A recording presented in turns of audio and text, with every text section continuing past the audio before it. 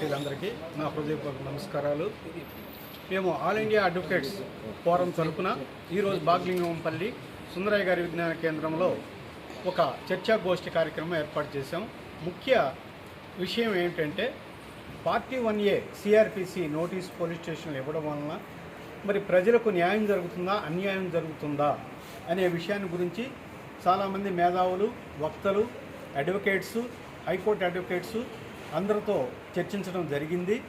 అందరూ కూడా party 1A CrPC notice police station ద్వారా ఇవ్వడం ద్వారా తరువాత స్టేషన్ బెయిల్ వలన చాలా నష్టం జరుగుతుంది. ప్రతి కేసుకు సంబంధించి ఎఫ్ఐఆర్ మాత్రమే బుక్ చేసి కోర్టు వారి ద్వారానే బెయిల్ పొందాలనే దానికి అందరూ కూడా సమర్థించడం, ఏకీభవించడం జరిగింది.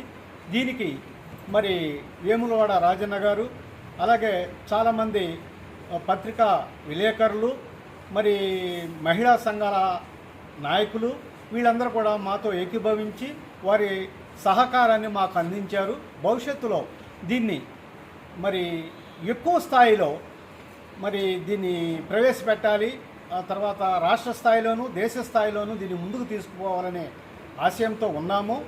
అంతేకాకుండా అడ్వకేట్ ప్రొటెక్షన్ యాక్ట్ మీద బాగా దీన్ని ఉద్యమం నడపాలనే తలంపుతో ఉన్నాము. మా యొక్క డిమాండ్స్ ఏమిటంటే ఫస్ట్ పార్టీ 1 సిఆర్పిసి నోటీసును రద్దుపరచాలా, స్టేషన్ బెయిల్ రద్దుపరచాలి.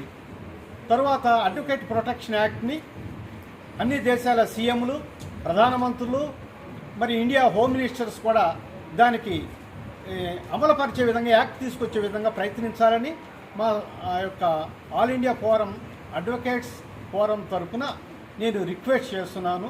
నా పేరు చింతా శామ్యూల్, నేను ప్రెసిడెంట్ ఆంధ్రప్రదేశ్ స్టేట్.